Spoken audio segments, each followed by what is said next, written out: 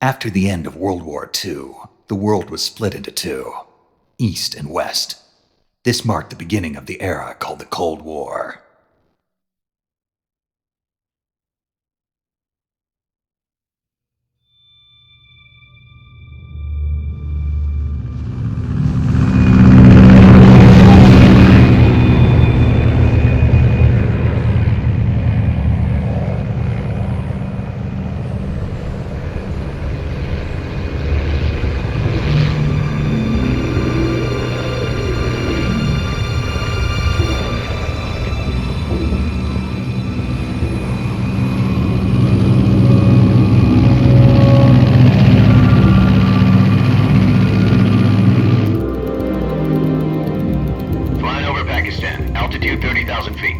Approaching Soviet airspace.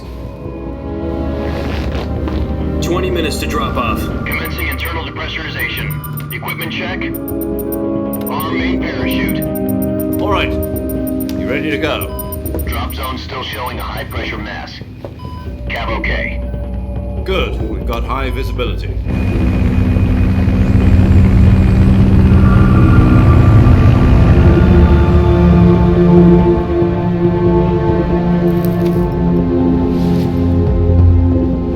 Put out that cigar. Connecting oxygen hose to interior connector. Put on your mask.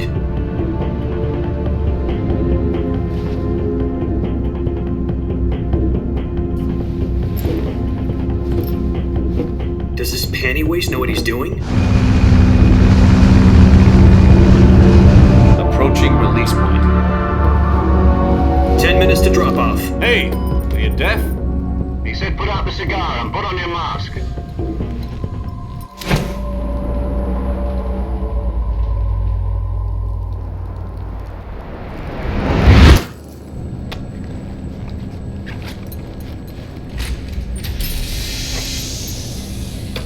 Depressurization complete.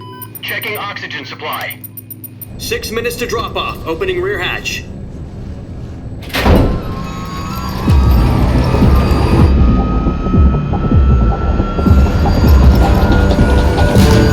Sunrise.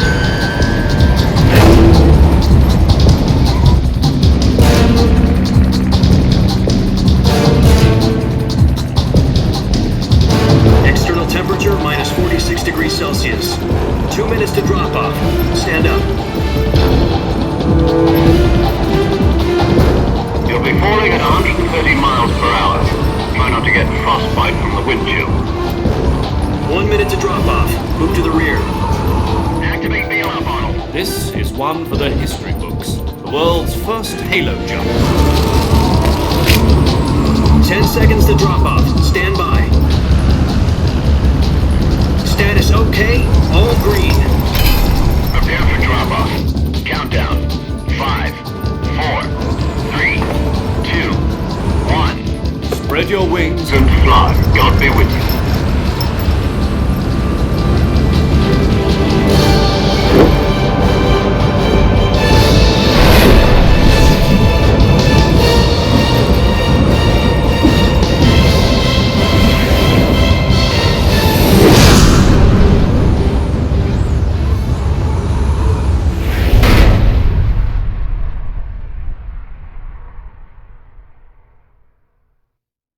Jack, I've got some important news. The head of the CIA has finally given us the green light for the virtuous mission. Virtual mission? No, the virtuous mission. The future of our Fox unit depends on it. If it succeeds, we'll be officially organized into a unit. Virtuous mission? Sounds like some kind of initiation ritual. You know, don't get cocky. This isn't a training op. Right. So what exactly is this wonderful mission? Well, about 2 years ago, a certain Soviet scientist requested asylum in the West through one of our moles. His name is Nikolai Stepanovich Sokolov.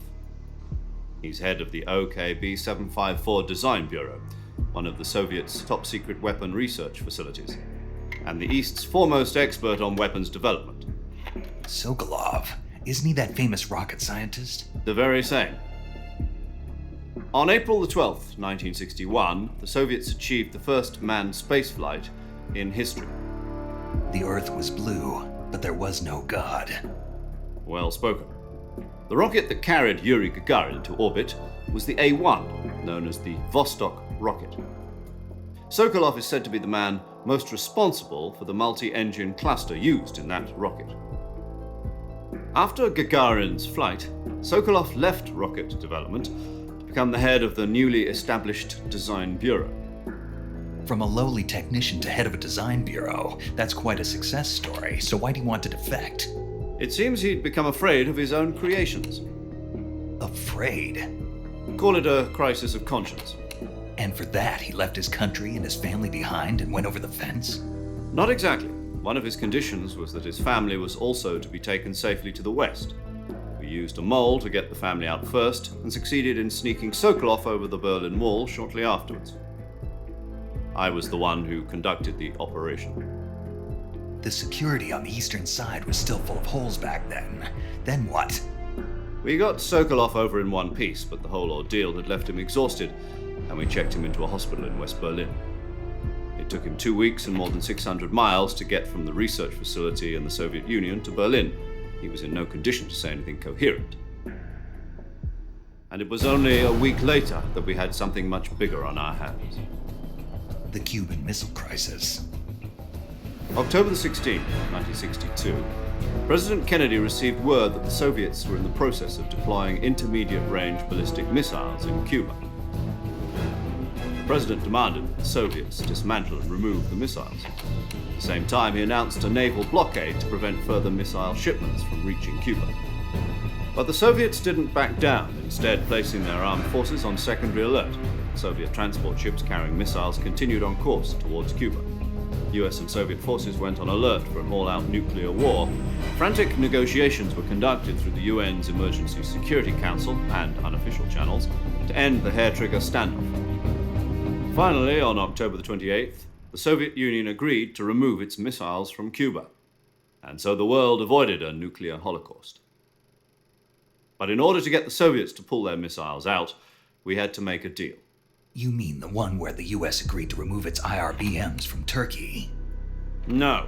The Jupiter IRBMs deployed in Turkey were obsolete, and we were going to get rid of them anyway. They had no strategic value whatsoever to either the US or the Russians. The Turkey deal was a ruse, a cover story that was fed to the other intelligence agencies around the world. So what did the Russians really want? Sokolov. They wanted us to return Sokolov. You mean the Soviets pulled out of Cuba just to get their hands on Sokolov? That's right. What the hell was he working on? At the time, we had no idea. We were running out of time.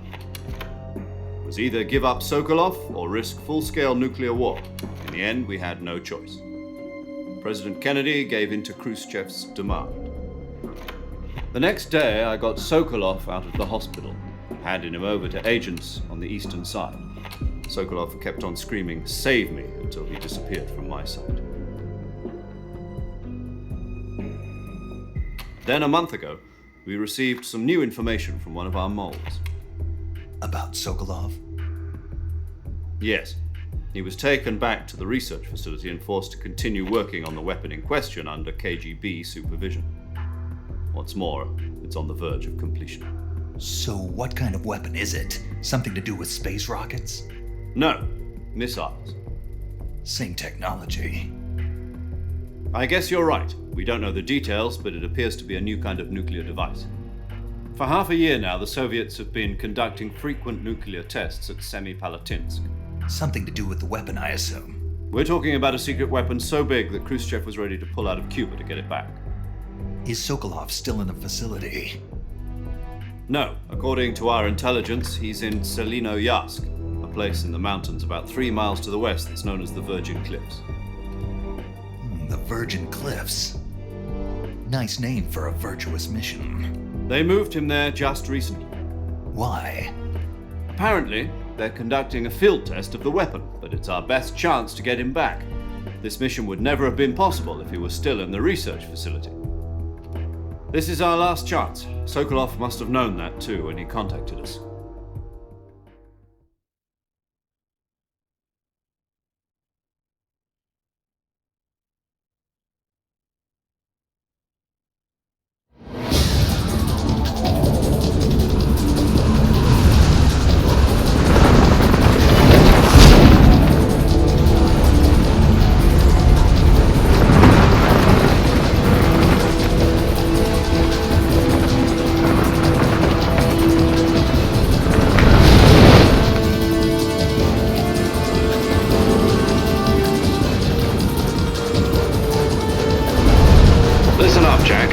mission is to infiltrate Selino-Yask in the Soviet mountains, ensure the safety of Sokolov, and bring him back to the West.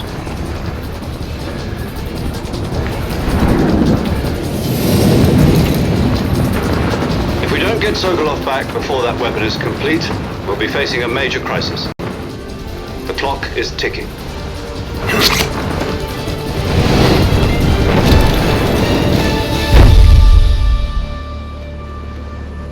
Once we've confirmed the rescue of Sokolov, stand by at the recovery point.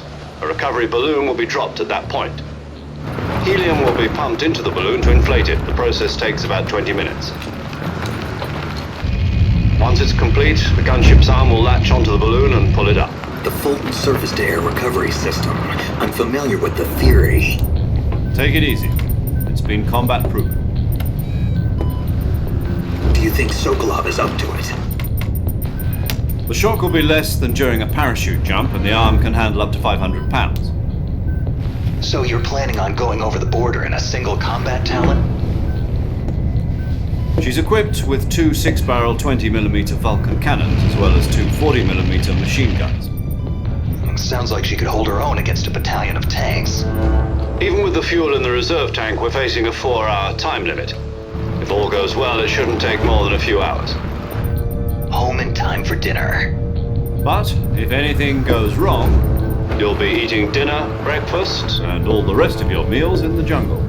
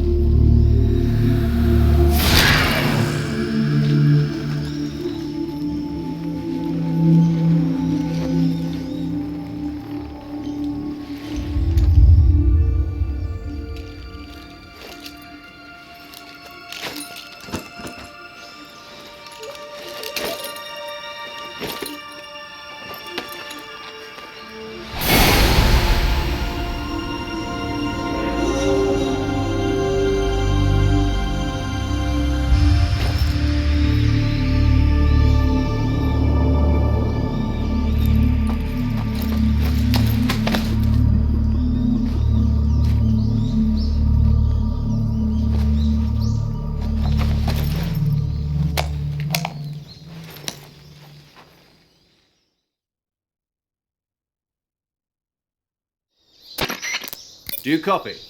You're already in enemy territory, and somebody might be listening in. From here on out, we'll be using code names to refer to each other. Your code name for this mission will be Neyked Снейк. I'll be referring to you as Snake from now on. You're not to mention your real name. Snake? Well, you don't like snakes? What do you mean? You've eaten one before, haven't you? In survival training. I'm glad to hear that. I don't know if I'd ever order one in a restaurant, but... Be careful, you might not have a choice. What about you, Major? What should I call you? Let's see. I'll be Tom. Call me Major Tom. This will be a sneaking mission. You must not be seen by the enemy. You must leave no trace of your presence. Is that clear? This kind of infiltration is the Fox unit's speciality. In other words, weapons and equipment are procured on site. That goes for food as well. You're completely naked, just as your name implies. Great. Now I see why you asked me if I like snakes. I suppose calling me Snake was your idea of a joke, too. No. There's a good reason for that. I'll tell you later when the time is right. Gotcha.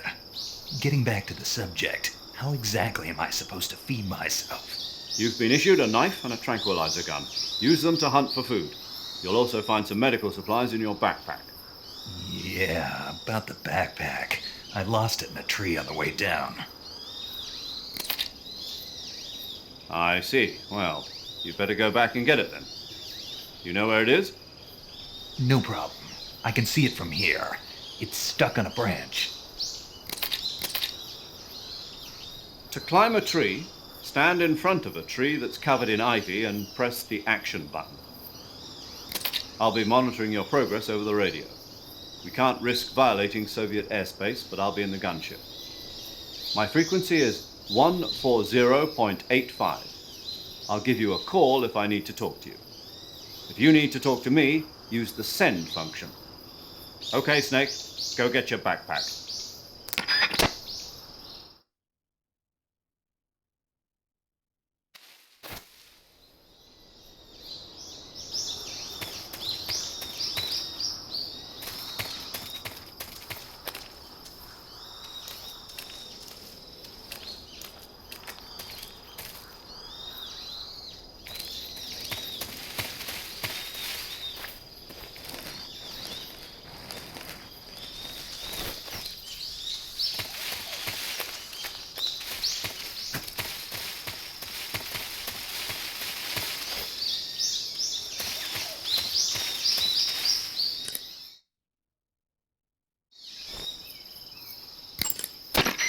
Snake, your backpack is stuck on a tree branch, right? Climb the tree and get it back. You can climb any ivy-covered tree by standing in front of the ivy and pressing the action button.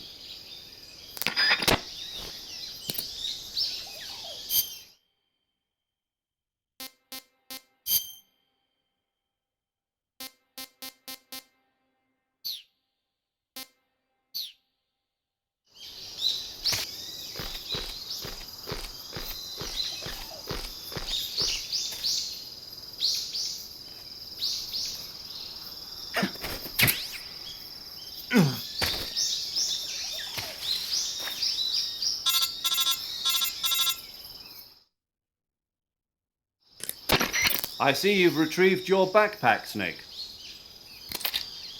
To equip a weapon, it's necessary to take it out of your backpack. In the survival viewer, choose Weapon from the backpack. Your available weapons will be displayed in a window in the upper left. From that list, choose the weapon you want to equip and press the Enter button. For other equipped items, just do the same thing from Item. Got it. Use the survival viewer backpack. Yep, that's right. Survival is fundamental to this mission. After you've been out in the field for a while, your stamina will start to drop. If your stamina gets too low, it'll affect your performance. You won't be able to shoot accurately, for example, and your wounds won't heal as smoothly. Keep an eye on your stamina so you don't run out. To recover lost stamina, you can hunt for local flora and fauna. You can use either your tranquilizer gun or your knife to hunt. My only weapon is a Mark 22 Hush Puppy tranquilizer gun? That's right. It's been fitted with its own suppressor. However, the suppressor will deteriorate every time you fire. Once its durability reaches 0, the noise suppression effect will be gone. So don't get too trigger-happy with it. The suppressor's durability is shown in the icon. Any weapons and equipment beyond what you're carrying now, you'll have to find as you go. I have to find my own weapons and equipment? Whose crazy idea was this, anyway? Solo covert actions are standard Fox operating procedure. You can't leave any traces of your presence. No weapons, equipment, footprints, sweat, or bodily waste. The same goes for bullets and cartridges, too. Your presence in enemy territory is already a violation of international conventions of warfare. There aren't supposed to be any American soldiers in Russia. It could spark an international incident. You can't let anyone see you. You can't let the enemy know you're there. This is a stealth mission. You're a ghost, Snake, in every sense of the word. And there'll be no rescue if you're captured. The military and US government will deny any involvement in the affair. Then I'll just have to take care of myself, huh? I'm afraid so. You've been given a fake death pill for that purpose. SIS guidelines stipulate that soldiers on covert ops like this one be issued a potassium cyanide capsule. Tape it to your body so you can take it when you need to. How generous of you. Use it if you're taken prisoner by the enemy. It'll send you into a state of false death for a short time. Fooling them into thinking that I'm really dead. So, how do I come back to life? Just take the revival pill. You mean that thing they put in my tooth before the mission? That's the one. But be careful. If you remain in a state of false death for too long, nothing will be able to bring you back. Remember that. I'll keep it in mind. You said this was a solo mission, right? Right. I guess that means I can't count on any reinforcements. Correct. The mission rests entirely in your hands. A real one-man army. Relax. There's a support team ready to back you up over the radio. Who? I'll introduce them to you. This time, survival is of utmost importance. The first member of the support team will be in charge of monitoring your physical condition, acting as a medic, so to speak, as well as recording your mission data. She's a member of Fox as well, and she's here on the gunship with me. She? Hello, Snake. I'm paramedic. Nice to meet you. Paramedic. As in a medic who comes in by parachute. Aren't you going to tell me your real name?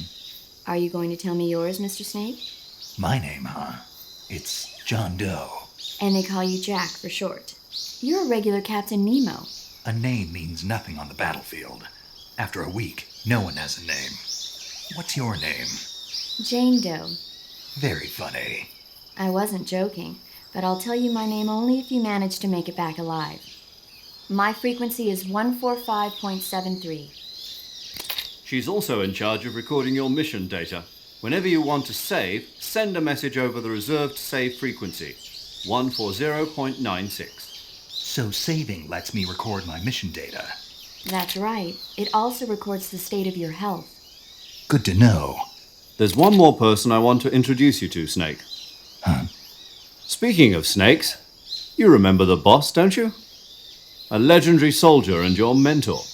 Actually, it was the boss that got the DCI's authorization in the first place. She's going to be serving as Fox's mission advisor. The boss is? She also helped me plan this mission. She and I were at SAS together. Jack, is that you? How many years has it been? Boss? That's right. It's me. Talk to me. Let me hear your voice. It's been 5 years, 72 days, and 18 hours. You've lost weight. You can tell just by the sound of my voice. Of course I can. I know all about you. Really? Well, I don't know anything about you. What's that supposed to mean? Why'd you disappear on me all of a sudden? I was on a top secret mission. You didn't need me anymore. But there were still so many things I wanted you to teach me. No, I taught you everything you needed to know about fighting techniques. I taught you all I could. The rest you needed to learn on your own. Techniques, sure. But what about how to think like a soldier? How to think like a soldier? I can't teach you that. A soldier needs to be strong in spirit, body, and technique. And the only thing you can learn from someone else is technique. In fact, technique doesn't even matter. What's most important is spirit. Spirit and body are like two sides of a single coin. They're the same thing. I can't teach you how to think. You'll just have to figure it out for yourself. Listen to me, Jack. Just because soldiers are on the same side right now doesn't mean they always will be. Having personal feelings about your comrades is one of the worst sins you can commit. Politics determine who you face on the battlefield. And politics are a living thing. They change along with the times. Yesterday's good might be tomorrow's evil. Is that why you abandoned me? No, it had nothing to do with you. I already told you, Jack. I was on a top secret mission. A soldier has to follow whatever orders he's given. It's not his place to question why. But you're looking for a reason to fight. You are a natural-born fighter, but you're not quite a soldier. A soldier is a political tool, nothing more. That's doubly true if he's a career soldier. Right and wrong have no place in his mission. He has no enemies and no friends. Only the mission. You follow the orders you're given. That's what being a soldier is. I do whatever I have to get the job done. I don't think about politics. That's not the same thing. Sooner or later, your conscience is going to bother you. In the end, you have to choose whether you're going to live as a soldier or just another man with a gun. There's a saying in the Orient, loyalty to the end. Do you know what it means? Being patriotic. It means devoting yourself to your country. I follow the president and the top brass. I'm ready to die for them if necessary. The president and the top brass won't be there forever. Once their terms are up, others will take their place. I follow the will of the leader, no matter who's in charge. People aren't the ones who dictate the missions. Then who does? The times. People's values change over time, and so do the leaders of a country. So there's no such thing as an enemy in absolute terms. The enemies we fight are only enemies in relative terms, constantly changing with the times.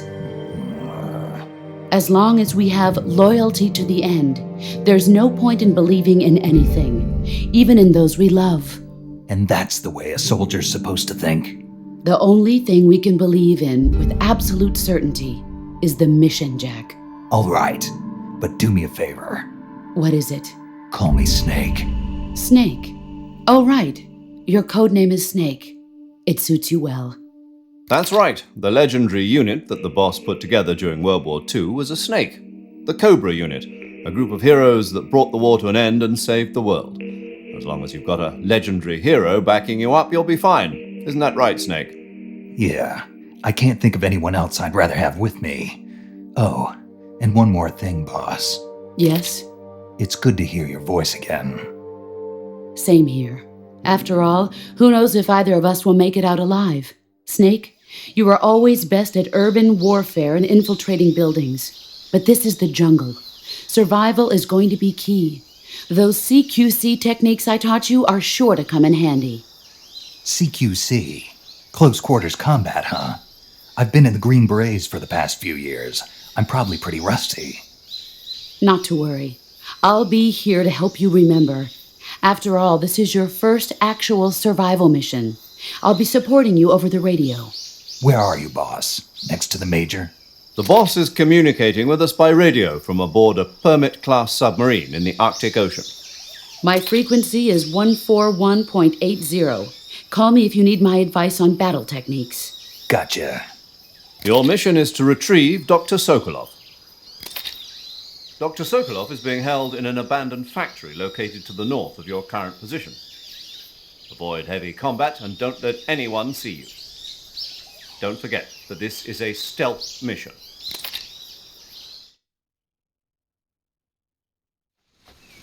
Snake, try to remember some of the basics of CQC.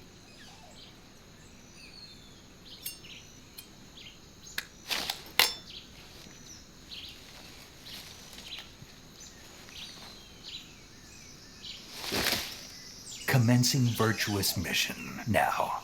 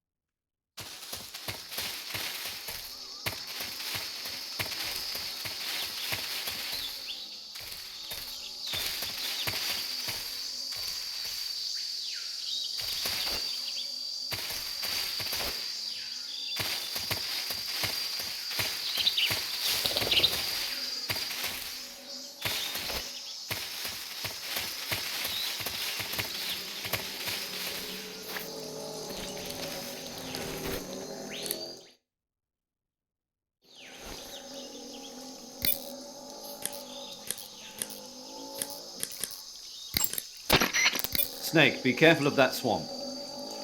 What's dangerous about it? It's a bottomless swamp. A bottomless swamp? Yes. The mud in that swamp is highly viscous. It will stick to your body like tar. It will be impossible for you to swim.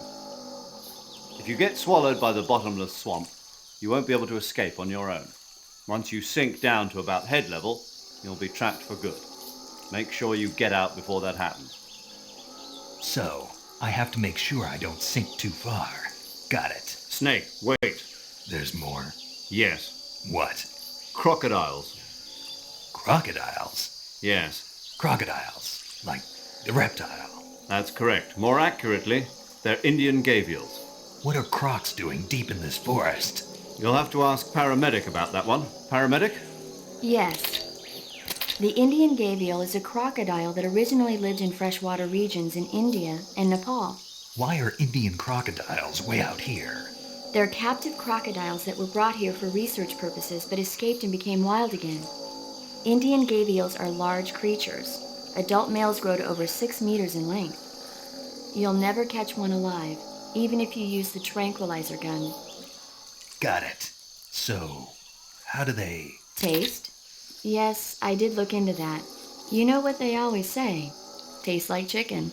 Sounds delicious. But be careful when capturing an Indian gavial. Normally they're cowardly creatures, but the ones in the forest there are belligerent. Apparently they attack humans. What do you mean? They weren't the direct subject of any serious research, but some think they may have become violent as a side effect of the atomic research that was conducted nearby.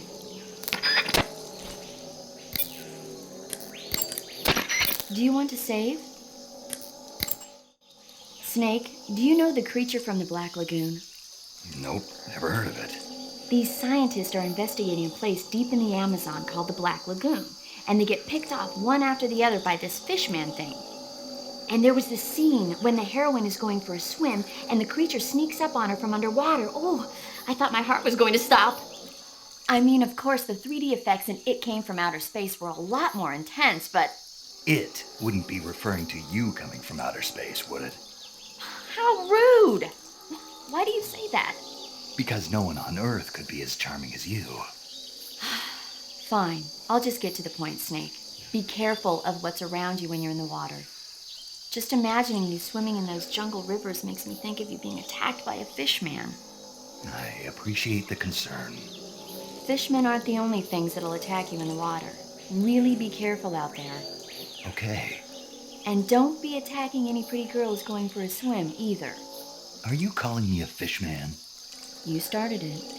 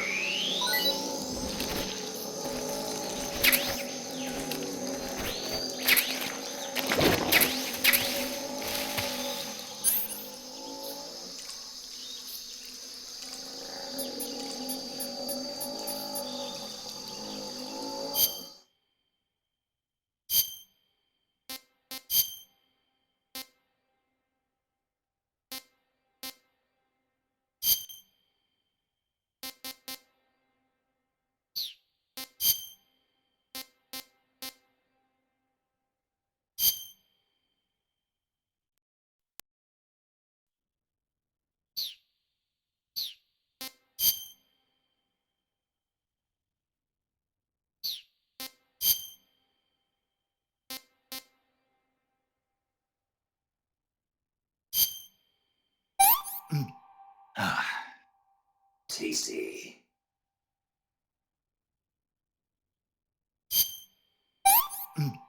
Ah, not too bad.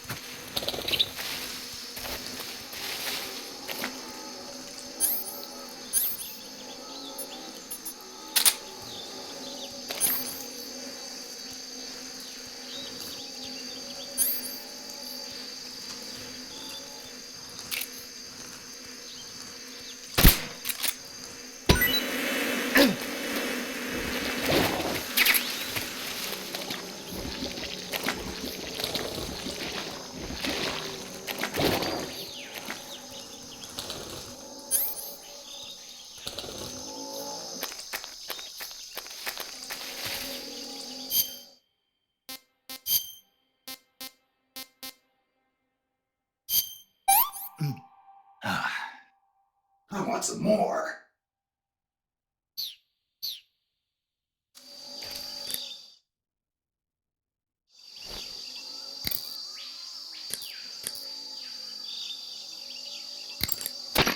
That area is home to the reticulated python.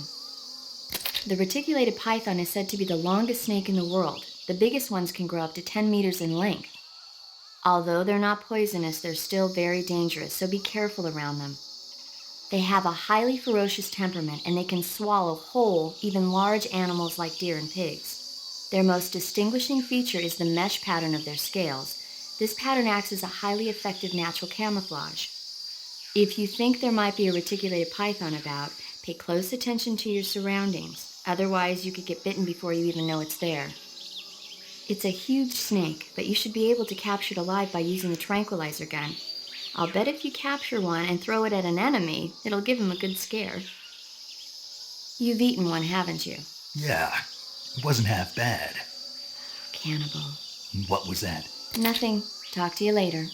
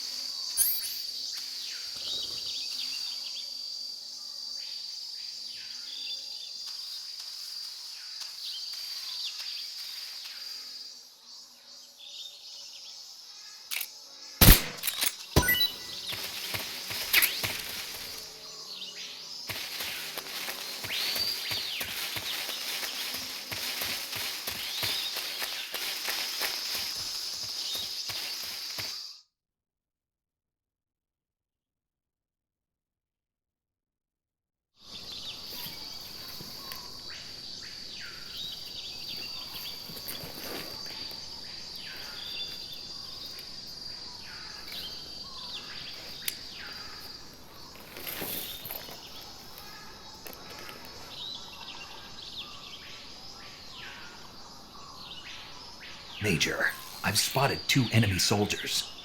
They're probably KGB troops sent to guard Sokolov. AK-47s and grenades.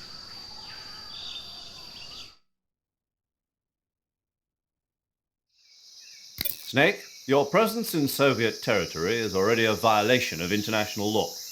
We can't let the Kremlin find out that the CIA and the American government are involved.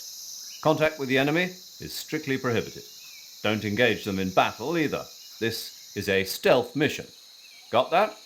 The Major is right. The point of this mission is to sneak through the jungle without being seen. The success of the mission depends on how well you use your camouflage. Change your camouflage by selecting Camouflage from the Survival Viewer. The Uniform option lets you pick your uniform, while the Face option lets you change your face paint. Choosing camouflage that blends in with your surroundings will help you conceal yourself more effectively. Also, don't forget that anything that moves will stand out in the jungle. If you just stand up and run around like an idiot, you're bound to be spotted. But if you crawl instead, you should be able to sneak by without being noticed. You can see how effective your camouflage is by looking at the camo index. The camo index shows how well your current camouflage blends in with the surrounding area. The higher the value, the harder you are to spot, and vice versa. The key is to make yourself one with nature. Keep that in mind as you go along, okay?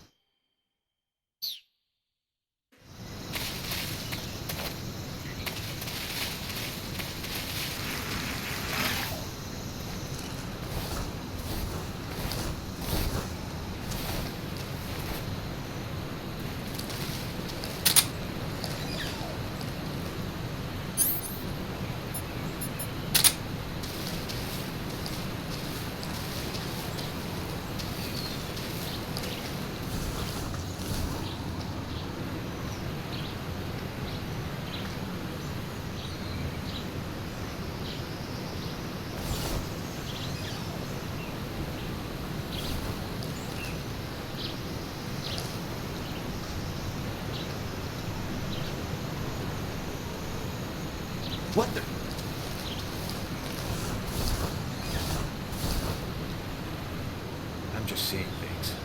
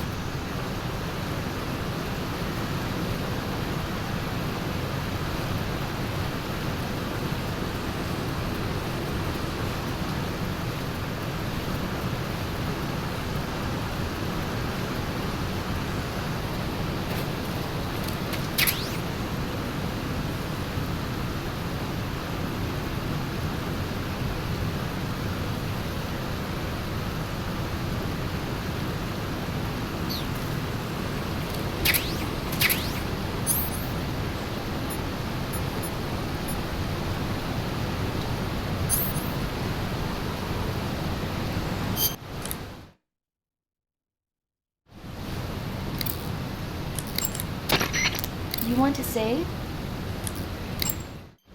Snake, have you seen Earth versus the Spider? Nope. It's about this spider that suddenly mutates into a giant monster.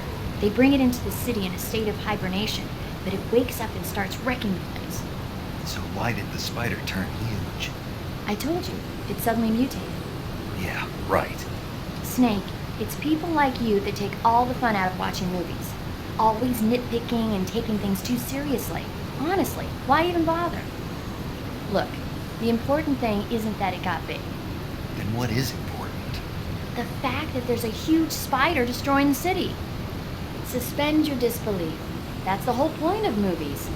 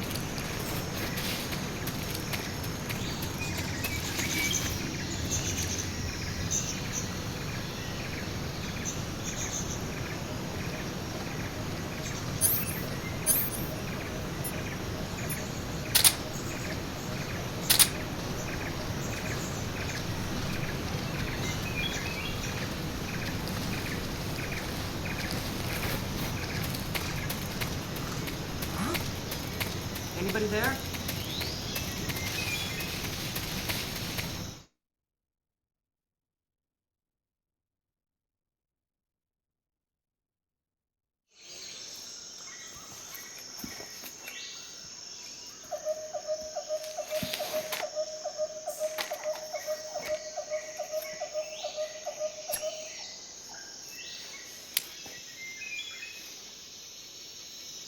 Major, I've reached the abandoned factory where Sokolov is supposedly being held. This place is a dump.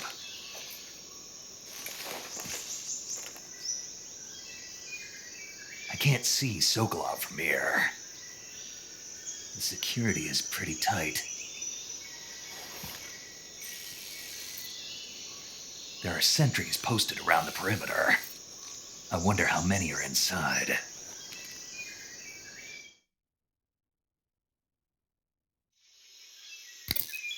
Your objective, Sokolov, is inside the factory. They should be holding him in a room in the northeast section. Northeast section. Got it. Be careful. Your mission is to bring Sokolov back alive.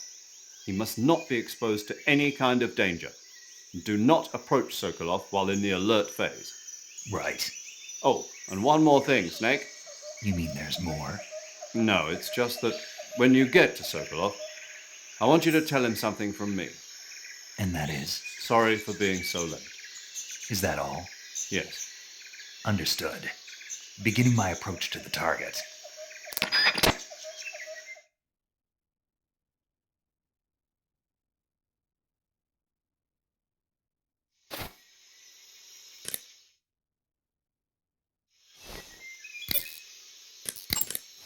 You want to save? Hold on a sec. Snake, have you seen the movie Them? No. It's about these giant ants that appear in the desert of New Mexico after a nuclear test. The army tries to fight them off with flamethrowers. The ants were so big that they filled up the entire screen. The whole movie theater was screaming. An ant that big could make a good meal. Yeah, well, if you find any, don't eat them. Come on, they're not that bad for you. If you end up growing huge like that, you won't have any place left to hide. Just like a girl gone.